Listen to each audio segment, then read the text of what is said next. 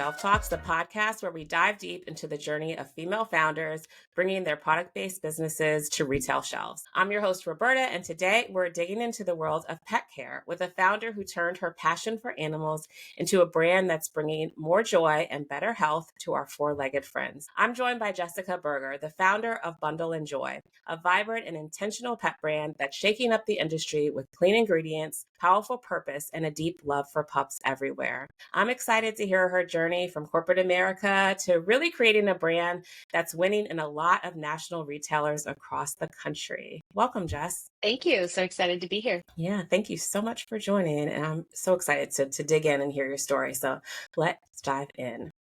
Can you, before Bundle and Joy came to life, what did your world look like? You know, it's so funny when I saw this question, I was like, I don't know, actually. I think I've forgotten all of that.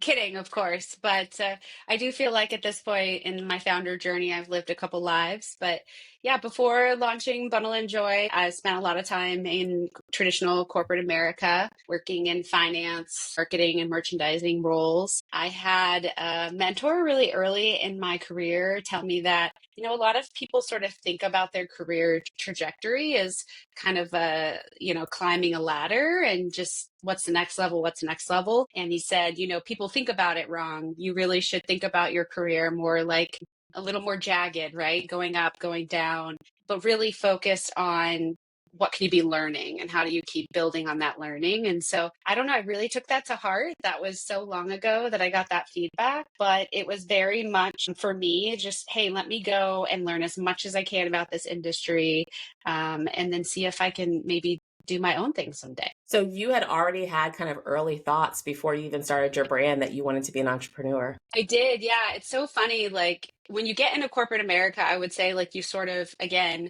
forget these things about yourself because you get so ingrained into the daily grind of working for another company.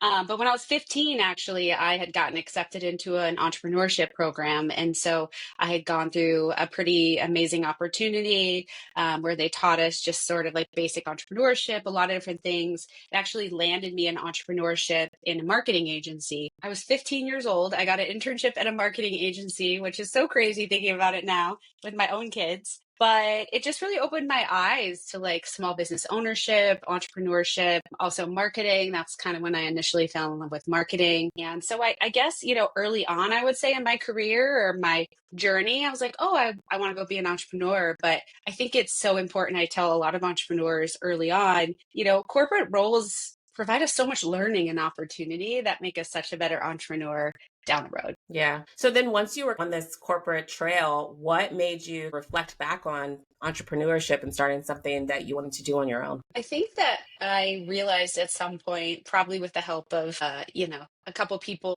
outside of me that could see what I was building and what I was doing. And there were a couple different moments where people were like, hey, why don't you just do that for yourself? You could go do that. Or, hey, you're doing this and you're helping all these other people build brands. You know, why can't you do that?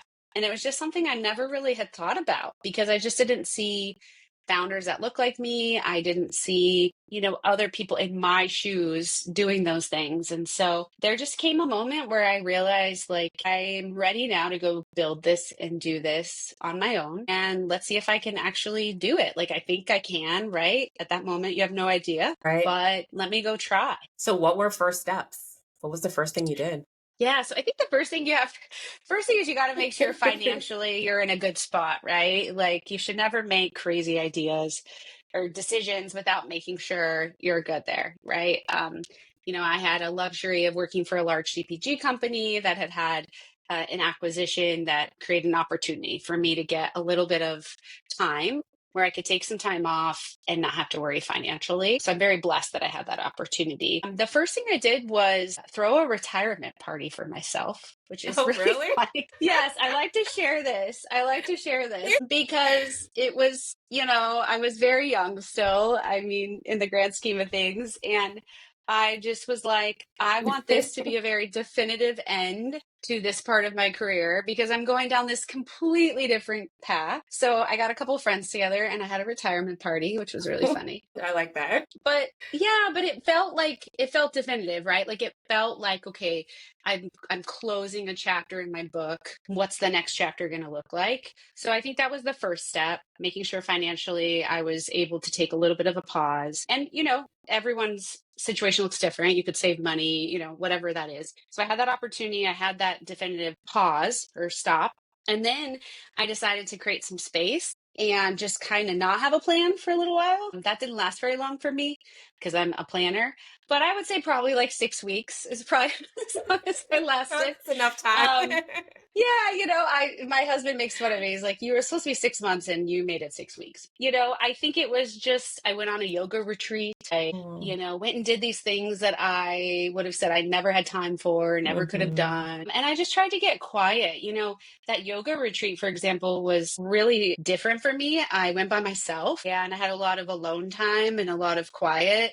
And here I'd been in this crazy pace of corporate America to like being in Sedona at a yoga retreat, like, what do I do with myself? It was actually really good, to force myself. I want to do that. That's on my list too. Yes. It was like getting uncomfortable with being in silence and stillness. And I needed that after really a very intense job for, several years. So, but in that space, I think that's when you start to hear these things come back. I like to say there's so many things that we forget about ourselves, like things that we're interested in or things we're passionate about. At least for me, I guess I just put in the back burner, like, oh, those are not, a part of who I am right now. And some of those things started to creep back in. Like you were always really passionate about being a college professor. Oh, it sounds really silly, but I was like, when I was younger, most people were saying, what do you want to be when you grow up? I want to be a veterinarian. Most people have cute little things. I was a little kid and I was like, I want to be a college professor. That's what I would say. But I had forgot that, right, in this corporate journey. And so I was like, well, I should see if I could go teach at a local university, a class or two, and maybe I could go back to school. I let those things start to come back into my consciousness. Yeah. And I think that was really important. At the same time, it gave me space and time to think about opportunities or gaps that I saw. At the time, I had worked with a lot of great retailers. I had worked in the space. Like it gave me time to think, what could I go create? What could I go build? And how would I do it differently? And where do I know that there's opportunities? For me specifically, that was launching basically a brokerage. I launched a company where I helped to support manufacturers and retailers with private label pet. And I saw an opportunity. I took advantage of it. And it really, again, was just another block on my journey. But it was really the next thing that I could add to my experience that I knew ultimately it would give me additional learnings I still needed before I could launch my own brand. And so that's the path I ended up going on. But I kind of think it's really important to talk about the transition there because sometimes that transition is what actually tells us we should do next. I love that. And just taking time, like you said, to be within yourself, to be silent and quiet and hear really what your kind of heart and mind's intent is and where you should be in your life and your journey. Yeah, I often ask people, like, what were you as a child? What did you enjoy doing? I know that I love to play school, with my sister, and we love to like play store. And, I don't know, that sounds silly, but what about those things could translate into like you today, right? Like, what Yeah. have you let go of that you love doing? And when I ask people that, it's interesting sometimes to see their wheels start spinning because they're like, oh, okay, I used to love to tear apart my cars and put them back together, or I used to love taking care of my stuffed animals. I don't know, whatever it is, right? Yeah. Like it sounds silly, but that child like state of ours is so real. And sometimes I think we forget what actually we're really passionate about. Yeah. I think, we have all of these dreams and then life gets in the way almost, right? And then you're moving, you're going fast, you're doing all of these things and you forget what really brings you joy. 100%. Yep. Which Yeah. is a lot of what led me to Bundle and Joy. The word joy just kept coming back to me. What was I doing in my life that really brought me joy? How was I bringing joy to others? In the context of pets, obviously, that's, also something. But yeah, I think it just really came down to what brings me joy, what specifically about those things, and then how do I go create my next chapter that allows me to integrate those things in a more intentional way. Yeah. So how did you start Bundle and Joy? Yeah, well, in the pandemic, right? We all were home a lot more. We had a little more time on our hands. We were with our pets a lot more. Actually, it's kind of a funny story. Not funny, it's interesting, but in the middle of the pandemic, I saw that Sarah Blakely was, going to be donating a good amount of money from Spanx for female entrepreneurs. So she came out with her Red Backpack Grant Fund and she was taking applications and I applied. I was like on a whim, like I'm just going to apply. And I ended up winning one of the grants. I won $5,000 and one of her red backpacks, which I still use every day, actually. And it was a really cool moment, right? Like, oh, okay, like I'm being recognized as a leader that has this entrepreneurial opportunity. The sad thing is, I didn't tell anybody. I got the grant and it was like 6 months later and I was in a kind of like a mentor group online, trying to connect with people during the pandemic. And I shared that story and she was like, wait, what?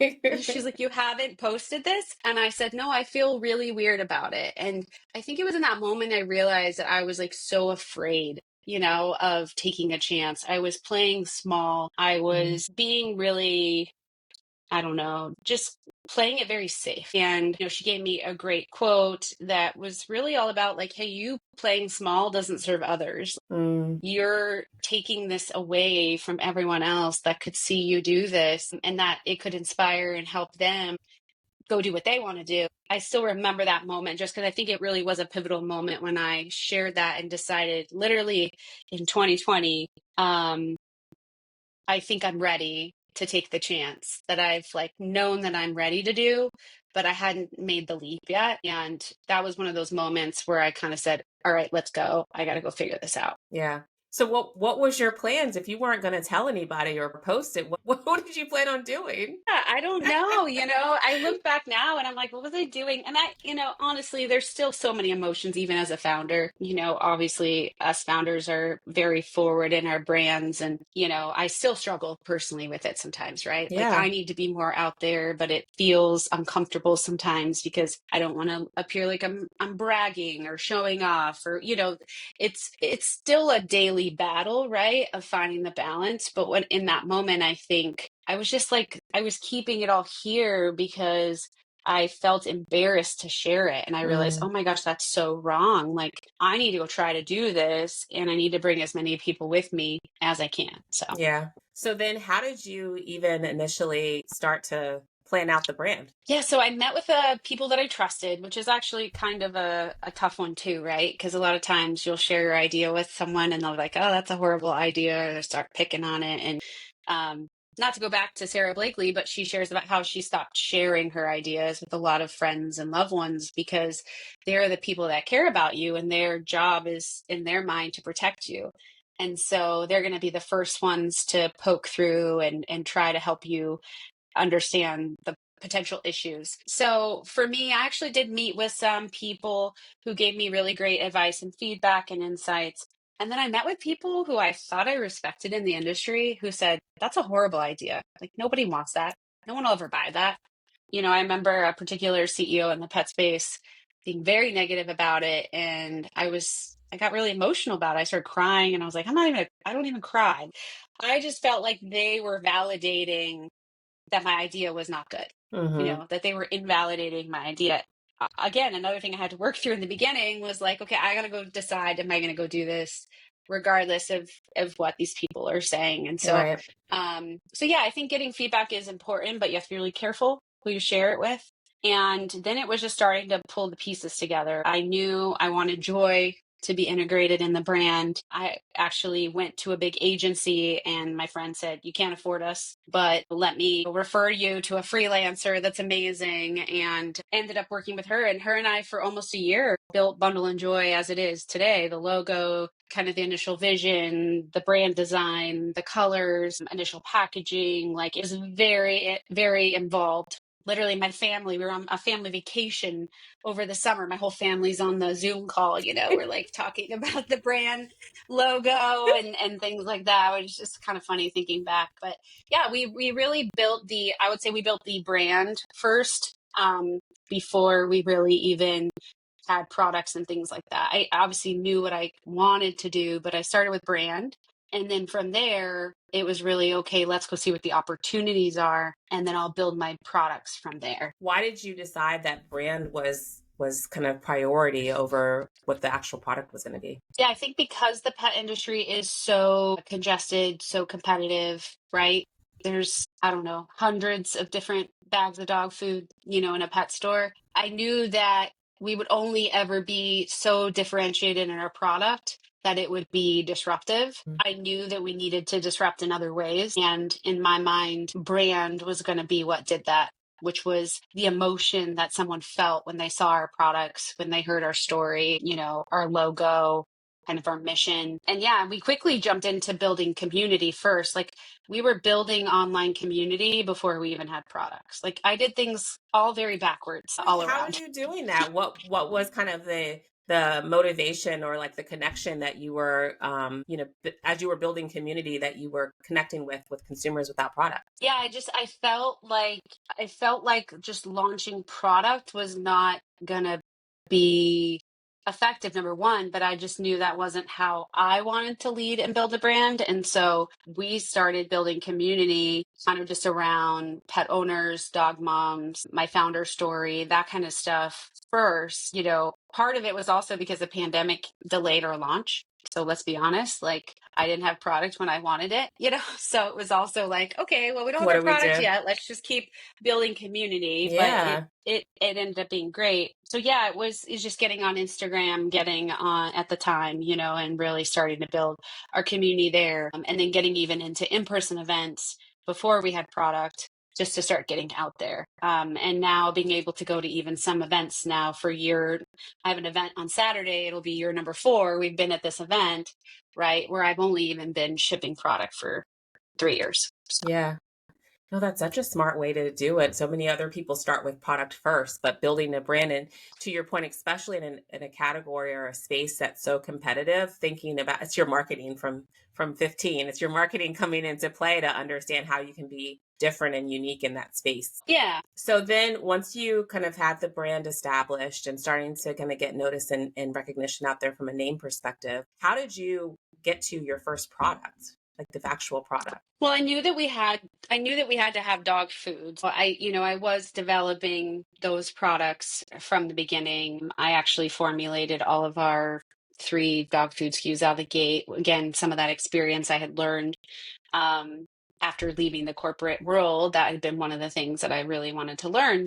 I was able to formulate those, and I knew I wanted to start with that. I figured we would also add some treats, so I kind of started to go down that path. But what's really interesting is that we actually kind of let the retailers and the opportunities drive our products because it was so expensive. Very quickly, I learned pet food is not like a lot of other industries where you can just run a small production and test it and see if it sells. I knew out of the gate I was going to have to run over 100,000 pounds of dog food as a smallest production size. Oh, So wow. it was in my face pretty quickly that like, okay, if we're doing this because this is not a test. Yeah, right. Yeah, so the food was first, treats, but really where the opportunity came is I had already made a decision we were going to go to Expo West, and we exhibited at Expo West in March of, it's always a blur when I say this out loud, March of 2022. And no, I said we're going to go do this, and we actually didn't even have real product yet.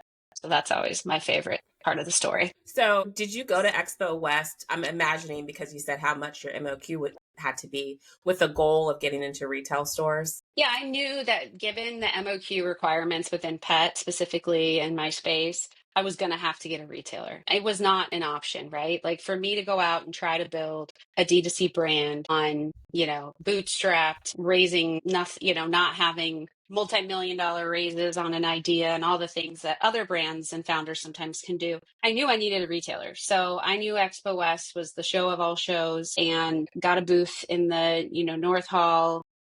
And yeah, faked it. I had mock-ups of packaging made and we built our booth here in Phoenix and then hand carried and built it, in the 10 by 10. And people thought we were already an established brand and we definitely were not. So you wouldn't pass out samples or anything like that even at that point? No, so I mean, we made mock-ups of all of our packaging, and so really, yeah, it was mocked up packaging with a big board, and I realized I was going to have to, get some attention somehow. So we put on roller skates, and we still wear them to this day at the trade shows. We are kind of known as the roller skating girls. Oh, fun. And yeah, we put on roller skates. We tried to, look like we were having fun and engage with people. And, obviously my packaging is very bright, disruptive, very different than traditional pet. And so, you would see people just kind of walk and stop because it was just so different, than what they had seen. And so there was just a lot of, what is this? What is that? And so I think the one thing I have gotten right from the beginning was always kind of being buzzy and trying to get attention in scrappy ways, just because I have to stand out in a very expensive, industry. Yeah. So what was your pitch? What was it that drove people, because first is, yes, it's, oh, the packaging's cool. Like, what is it? It draws you into the booth. What did you feel was the conversation that really got people interested? Really in the better for you space. I mean, there were options in pet, but I would say my biggest thing to this day, it's changing now, but there wasn't a lot of what I was seeing in human wellness, better for you, CPG, beauty, even. I wasn't seeing that in pet, right? And so my sort of initial pitch was like, we're bringing human wellness, human ingredients, better for you, and a gut focus to pet because you're doing it yourself. So you should be doing it for your pet. And it resonated really well. We leaned really heavily in the beginning on kind of our superfood inclusions because it was very buzzy at the time, clean decks and ingredients. But then quickly we leaned even harder into our gut focus with things like probiotics. Now we have colostrum, collagen, a lot of human grade ingredients. But yeah, in the beginning, it was really kind of a better for you, emerging type, trendy, very disruptive brand. And immediately it stood out so much. The pet buyers were really interested. So did you get a retailer from that show? I did. Yes. So Expo West, March of 2022. Got the opportunity to pitch to Sprouts and was awarded 3 SKUs on the spot. And they were 3 SKUs that I didn't at the expo? Yes, and they were 3 sizes, mind you, that I didn't even have. And I said, yes, we can do that. And this was March, and we launched into Sprouts, I think, in October of that year. So it's about 7 months later, we launched our treats nationwide into Sprouts. Wow. That's amazing. So that was definitely a beneficial show to go to even without product. 100%, right? Yeah. I mean, trade shows are what you make them. I mean, I'm always just surprised how many people go to trade shows and sit in a chair and don't engage and don't, we have a no chair rule in our booths. Like you don't need a chair in your trade booth, like you're there to work, you're there to talk to people. But yeah, I mean, I think I just saw the opportunity and I knew again, I had those MOQs hanging over me, right? So I knew what our MOQs were going to be on the food and the treat side. And I knew I had to get a customer or I couldn't even sustain it. I was crazy. I still went forward and ran production. Just, hey, I'm going to figure this out. I'm going to get retailers on the food side. But when I ran my first production for food, I did not have any retailers confirmed. Oh, so it was kind of in the works of being manufactured when you were at the show. Yes.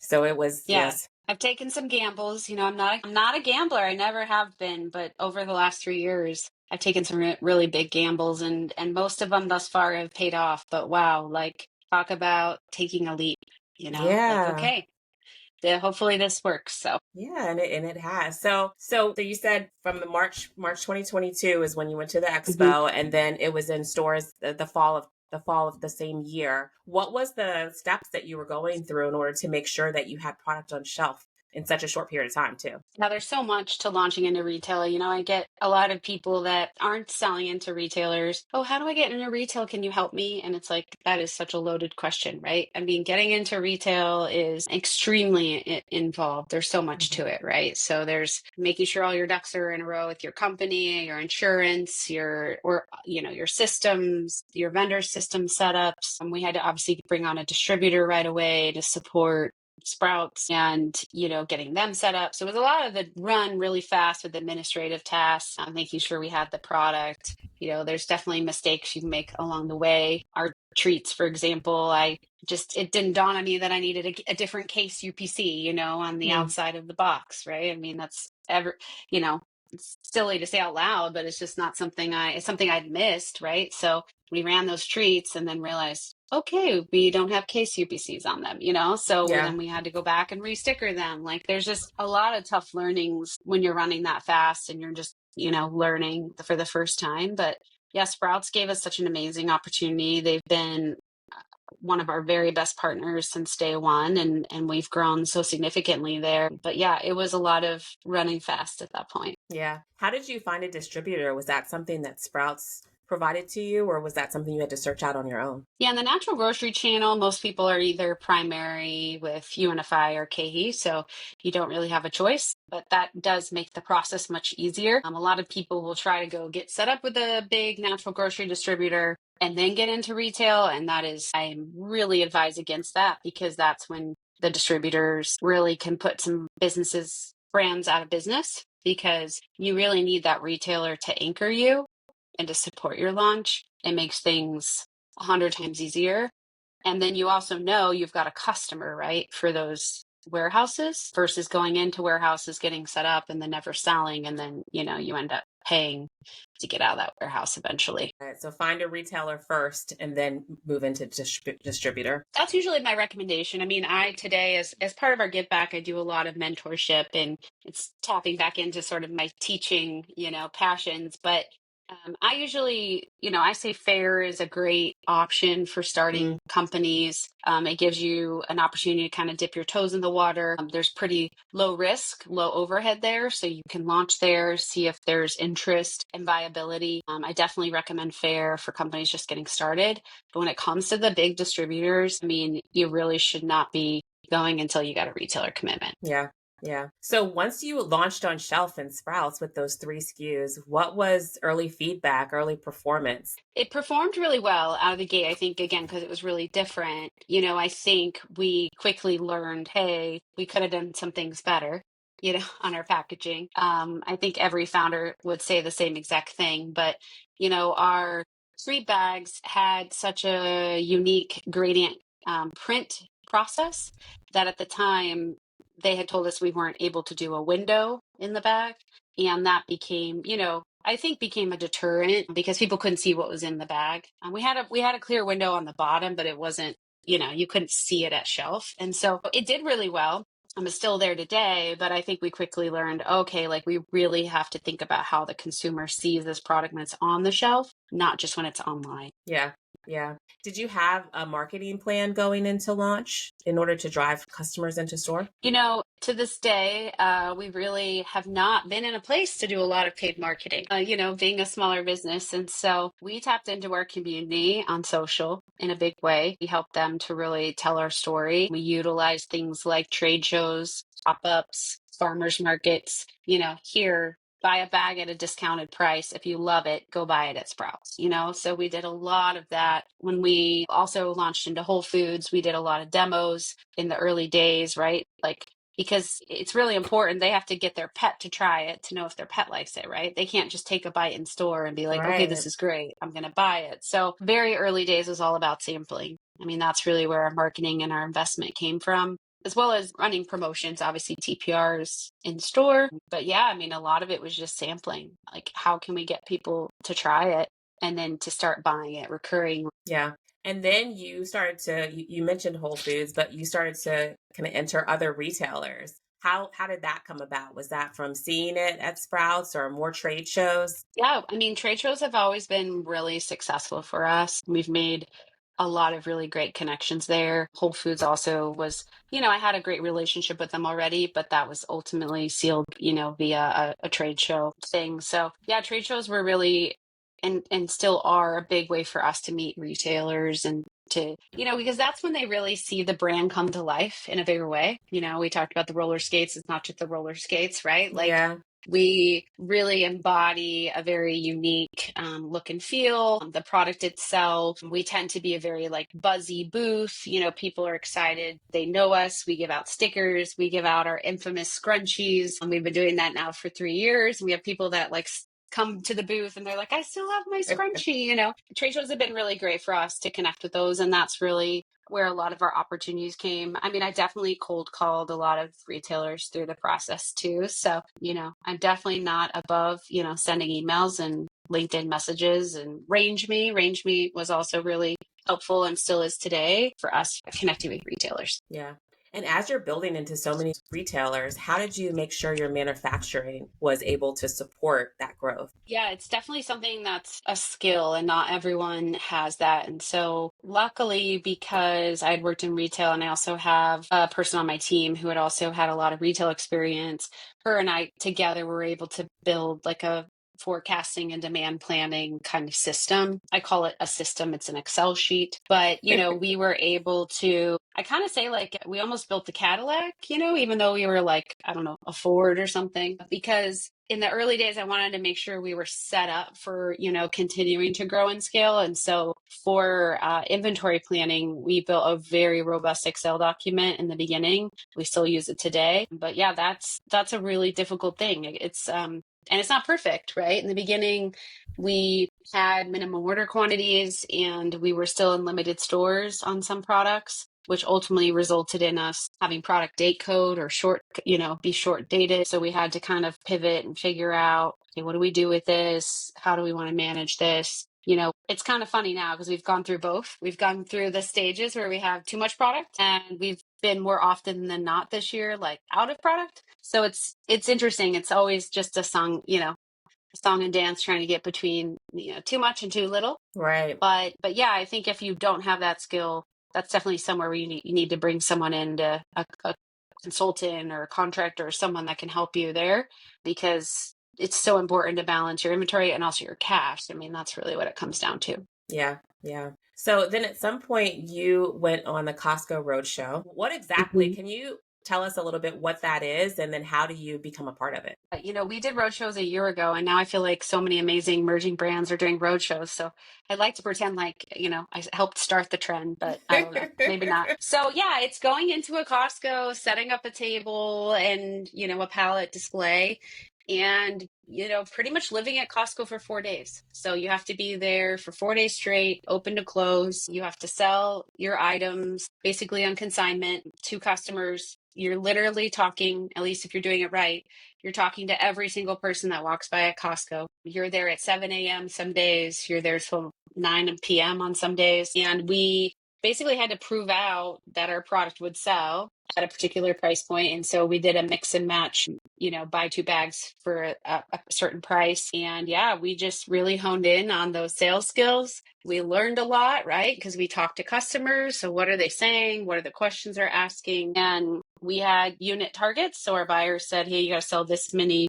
bags in 4 days. And out of the gate, we almost doubled it. And so that was just really exciting for our first road shows. And I think kind of shocked them too, because they hadn't really thought about pet in the way of a road show. And that ultimately is what led us to our first rotation, which we've now ended our first rotation in the San Diego region, which was very successful. And I'm just kind of sitting around waiting for the next one.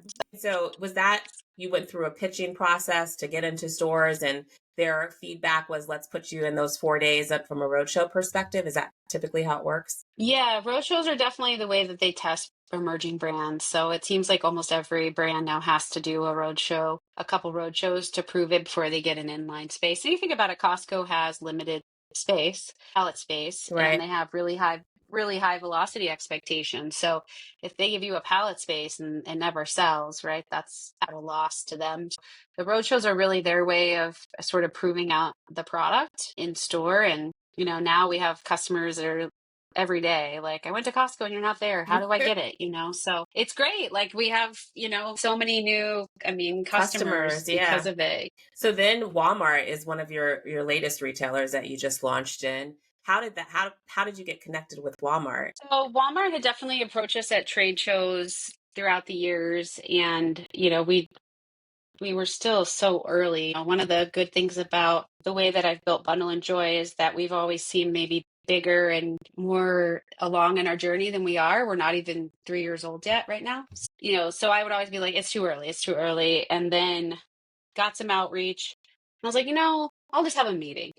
What could come from it? And long story short, 18 meetings later, we aligned on, hey, could we bring a premium pet brand with a very different customer base into Walmart? And can we bring those customers into their stores? So we just launched food into about 520 Walmarts nationwide, as well as a more robust assortment of products on Walmart.com. And then in just 2 weeks here, we have some other products in pet, a different category launching. And I'm really excited about that. I'm really excited about this opportunity. I think Walmart understood that we uniquely bring a one-of-a-kind pet lifestyle brand that can live across categories, and they've embraced it with us. And so it's exciting to see what happens as we bring in new categories, what that does to overall brand performance and awareness. You've gotten in so many retailers over the course of a short period of time, and it sounds like too, from an assortment perspective, building. How do you know when to add more SKUs to the assortment? It's so hard. Anyone that's like, oh yeah, we know exactly. We to date we've discontinued one product, and that was because of a trademark challenge, and it just ultimately, as a small business, wasn't worth the fight. So Mhm. we just said, let's get rid of this product. So we did that. And outside of that, we've really maintained all of our products. I think we've always made sure that there's a dedicated retailer for each product so that we're producing with that in mind. I think that there are some things I've always been passionate about and wanted to do, but I've had to put on the back burner. So I'm very excited that we did launch our new human grade stews late last year. They are shelf stable. You can keep them in your shelf. They don't have to be refrigerated until you open them. They're in a Tetra Pak, so they are resealable and recyclable. They're just a really great topper meal. I've actually ate some of it with my dogs, no I joke, saw on that on, so TikTok. yeah. Yeah. And so, that was like something I was really excited about, is this idea of like, can we create a complete and balanced meal or topper that's also affordable versus a lot of the fresh and frozen kind of options out there that are very expensive. For me, I'm a dog mom, and I want to give them the best and I want to treat them. But sometimes I'm just trying to feed myself. So if something can help me treat them or give them a little extra, but it is something I can actually, do in my busy schedule, Yeah. our stews are great for that. We are launching a new product later this year, 3 new products, and I'm so excited about them. I've been wanting to do these since day one. I think the timing was right. We have a retail partner that will be launching those. And so, yeah, I think when you ask, like, how do you know if it's right? I think it's very much based on the demand, right? Is the retailer looking for something? Can we fill it? I feel like with this new product launching later this year, we have a really perfectly balanced nutrition portfolio. We could obviously always add on new SKUs, but I think right now we have done so much in 3 years that we're really hunkering down to say, like, how do we now grow and scale with what we have? Yeah. That's great. So you kind of, it sounds like, have a list of products that you want to explore and grow within the brand, but then you're kind of identifying, as you're building with retailers, what makes sense to pitch to them on what those new items should look like. Yeah, I think that, again, like, we all have great ideas, but if we don't have that committed partner or buyer, we have to do so much heavy lifting, for that SKU to be successful. And so, someday when we grow and scale and have more funding, and, it's amazing. Bundle and Joy, to me, has so much room to grow and evolve because we've built this really strong brand that can play across all these different categories. And so, I just know long term that the sky's the limit of what kind of products we could really launch. Yeah.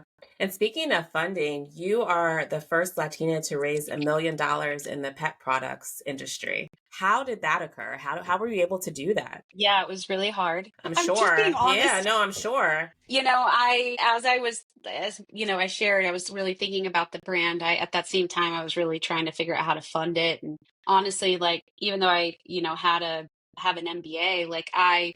We never talked about how you would raise money for a company. I didn't grow up around money, and so I had to teach myself and learn. So I had to go out and figure out how do you raise money for a business? What does that look like? And out of the gate, it was pretty depressing, to see the statistics, because it was like, okay, women receive less than 3% of traditional VC funding. Women of color receive less than 1%. And so it was pretty daunting out of the gate. And I just got myself in the room with people that I thought where I could learn and, figure it out, to the point where I applied for kind of like a pitch. It was like a pitch contest, but not. It was like a case study. And I applied literally having no idea what I was going to present. And then I got chosen. And then I was like, oh no, I got to now pitch bundle. So, I mean, I actually pitched Bundle and Joy to some amazing mentors. One of the original founders of Whole Foods, the original founder of Stonyfield, like some amazing big hitters. That was the first time I ever publicly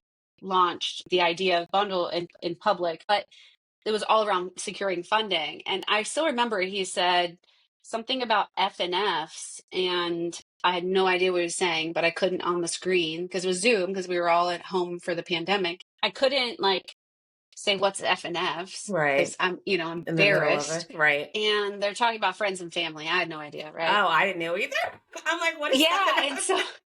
And so I just I literally had no idea. That just shows you how much I had to learn, right? Yeah. So yeah. luckily, I just, I was constantly searching for opportunities, networking things around funding, and just learning every day. I joined an organization called I Fund Women, where I learned a lot. That was really great. I connected with other founders who were in the same boat as me, and we would get together and kind of share, hey, here's what I learned, here's what I learned. And then I got referred to a really great attorney who understood I was a small business, and she really helped me initially kind of figure out how to structure things. And from there, I opened what's called a convertible note. And then I was able to go out and raise funds from friends and family to get started. And what I did is I actually just raised as I needed it, because I didn't, it was pretty overwhelming to raise money and run the business. Yeah. So as I really needed funding, I would go out to friends and family, which was weird in the beginning. And then it became not so weird, to just share my vision. I had like a vision casting party. I rented an Airbnb, I invited a bunch of people. I'm like, here's my dream. Here's my idea. Let me know if you want to invest. Nobody invested, but I did it. It was good practice. Right. But yeah, so of the million, about 800,000 of it was friends and family, actually. That's and amazing. and then I ended up raising the rest from Mars. Pet has an accelerator called Elite Pet Accelerator, and I got into that accelerator, and they ended up coming in with the final amount. So yeah, being able to sort of raise that first million was really a big hurdle. And especially as you look at the statistics, it's very, very low percentages of female founders that can raise that number. So we have now raised quite a bit more than that, and I'm about to go out and raise again. So it's getting easier every day, but it is still, something that sometimes I'm kind of just like, my mind is blown, because I remember the day where I'd only raised a couple 100,000 and I was crying at my kitchen table, and my husband's like, you've got this. Like, we just need to break it down. Like, we just need to figure out, we're going to get there. It's amazing to look back now. That's amazing. And congratulations on that. That's definitely a huge accomplishment. Yeah. It's the only way I could stay in business, right? So yeah, that's why it gets easier as you're able to continue to go out there. So what is next for the brand? What's your future vision? Oh gosh, that's a great question. I really want more people to hear our story, to hear our why.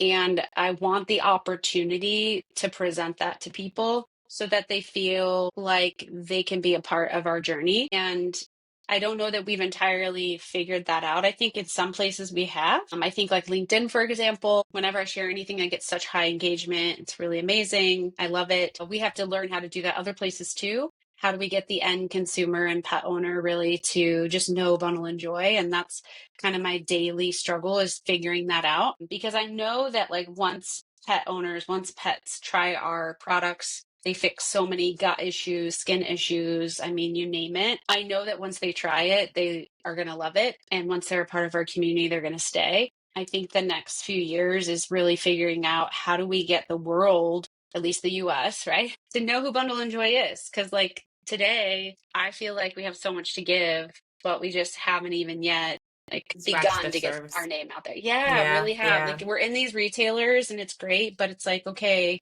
how do I share my story with everybody? That's what I want to do and I want to figure out. yeah. And so, where can our listeners follow, support, and buy Bundle and Joy and learn more about you and your story? So it's always great to start at our website, bundlexjoy.com. Check out our store locator to see which stores we're in near you. We're also, obviously, you can buy directly from us online when you order through our website on subscription. You even get a personalized box every month and a little surprise joy item from another small business in your order, which is always fun. We're also on Amazon. We talked about the retailers earlier, but I mean, more than anything, even just following us on Instagram and TikTok, just being a part of our community. We do so much to give back, and we would love for more people to be a part of it. I love that. And thank you so much for coming on and sharing your story. This is great. Yeah, thank you for having me. I'm excited to just keep sharing our story, and I can't wait to see what the next, 3 years holds. Thanks. I'm excited for you as well. We'll be following.